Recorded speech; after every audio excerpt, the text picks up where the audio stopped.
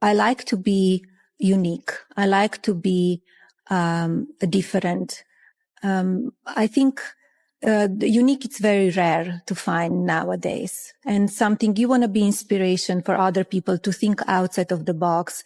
I don't like to repeat stuff. I don't like to, to follow the people. I prefer to lead than to follow. Trump likes to think of himself as unique, but who would have thought that this uniqueness would be the reason he gets so angry to the point of losing it? The perfect family image that Trump worked so hard to build was suddenly ripped apart by Carville. Honestly, Trump might be able to lead an empire, but when it comes to Melania and their marriage, no one is allowed to touch that, especially not someone like Carville. It all started with a comment about Trump's marriage. And boom, the firestorm began. And so one of the things that we know for sure is Donald John Trump stinks. In other words, he smells like shit. There's any number of people who have reported this to us. And of course, everybody heard him fart in the courtroom. And we have extrapolated from that a belief that the reason he stinks so much is he farts and shits in his pants, or whatever. Juicy. It's funny, but with a bit of a stink, Carville didn't hesitate to point out the smell Trump was giving off, and it was as if he didn't just poke fun, he brought all the dirty laundry out into the open. It's uncomfortable when Trump's image is turned into a laughingstock. And Carville didn't care one bit. The truth is, Carville wasn't just joking, he was smashing the perfect facade of Trump. And Trump couldn't just sit there and take it. Carville uses humor to criticize Trump, highlighting his imperfections. That stink is the image Trump can't hide no matter how hard he tries. You can produce a world-class documentary for $2 million. I know it. You couldn't spend $40 million on a documentary if you tried 10 times harder to do it. So where's the money going? Well, we know where the money is going. And to Bezos, who's worth, I don't know, $400 billion or something, this is all chump change. Carville is no rookie when it comes to political satire. If there were a gold medal for humorous politics, he'd be at the top of the podium this time. He didn't just joke about politics. He exposed Trump's weaknesses in financial management. In his attempt to create the perfect family image, Carville pointed out the financial waste in Trump decisions and made Trump wonder if he's really running this empire as well as he thinks he is. Carville isn't just satirical. He also points out how Trump mismanages finances. He exposes a wastefulness, forcing Trump to face the reality of his actions. Because he smells like shit. Who wants him around? We've demonstrated beyond any shadow of a doubt that we've had engineers weigh in. A man is incapable of wiping his ass. James Carville is definitely an artist when it comes to adding fuel to the fire this time. He didn't just poke fun at Trump, he brought in scientific theory to criticize him. Carville bluntly pointed out that Trump isn't just stinky, but he also doesn't know how to take care of himself, shattering his self-satisfaction. In an instant, the great image Trump thought he was maintaining is now nothing more than a pile of ruins after Carville's satirical punches. And she said, you know what you did to me with Stormy Daniels? Do you know what you've done to me with all your vulgar talk? Do you know what you've done to me the way you pay no attention to a child? Do you have any idea of what I think about you? And then when Melania makes wave with her sharp words, Trump can't keep his composure anymore. Look, this isn't the first time, and it won't be the last Trump faces discomfort from his wife.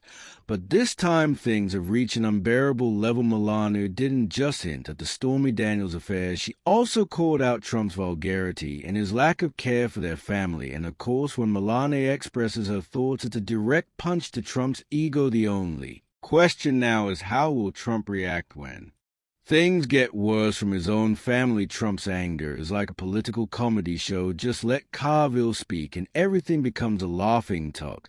But behind the laughter there's the truth of a man with an inflated ego, and no matter how hard he tries to hide it, his cracks will eventually show. Carville just needs one sentence and Trump can't handle it. Unless you consult the MAGAverse, in which case there is and was definitely a plan. I think he's had a plan all along, David, and I think we're seeing it play out. This was his strategy all along. This was the plan all along. Was that his plan all along? It certainly looks like it. This is the plan that he was pursuing all along. I mean, you're watching the art of the deal in real time here.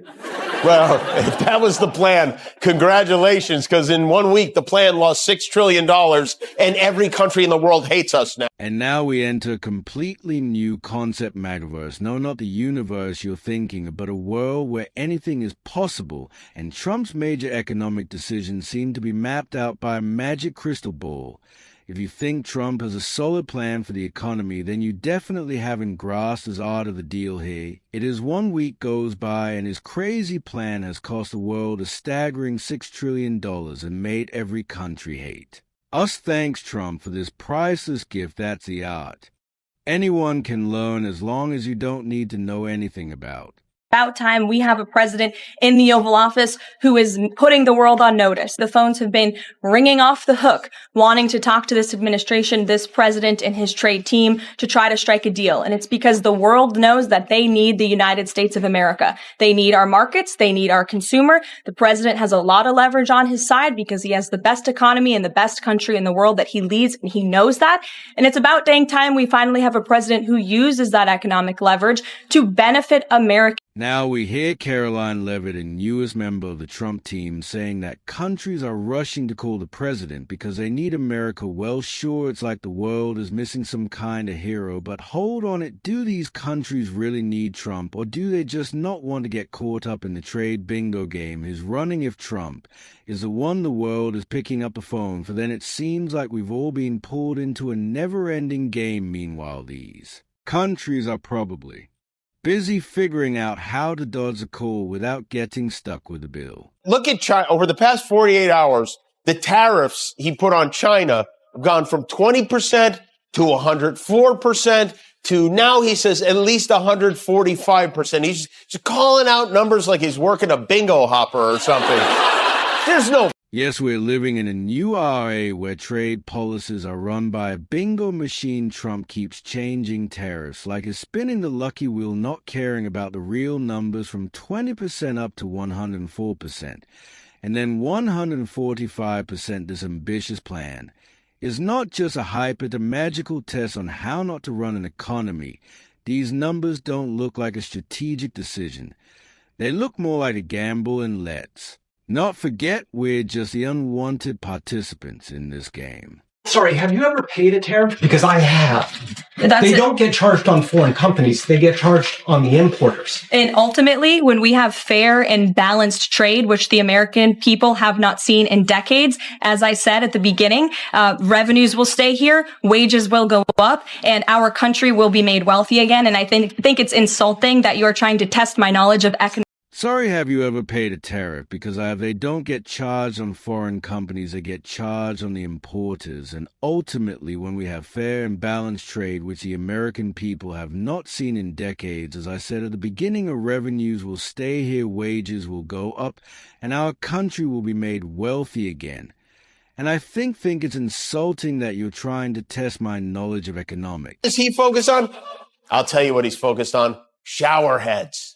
You wash your hands, and in my case, I like to take a nice shower to take care of my beautiful hair. I have to stand under the shower for 15 minutes till it gets wet. It comes out drip, drip, drip. It's ridiculous. Yeah, it comes out drip, drip, drip. I believe that's how Stormy described it too, right? Now Trump is lecturing us on tariffs and how they're going to save the U.S. economy. But let me tell you this, when Trump says importers will pay tariffs instead of foreign companies, it's like telling you can eat pizza without cheese. Right? Tariffs are supposed to be the magical remedy to make the economy rich again, but the numbers on his paper never reflect the harsh reality. It's like he's selling us a washing machine but forgets to add the water. And let's not forget Trump still has a little issue with his shower. It seems like every time he feels like everything out there is just too bad, he heads back to his bathroom. Right? Trump isn't just a hero of politics, he's also the hair care hero. But seriously, we can't help but laugh when he talks about showers like there's some national issue that needs fixing. And then there's Stormy in this story, just like an extra twist in the political comedy movie way. all watching amidst the ridiculous. Numbers and endless lectures, we can't help but feel like we're all part of a play with the director having some fun at our expense. But hey, at least we're getting some laughs while the world is silently dying from these strange decisions.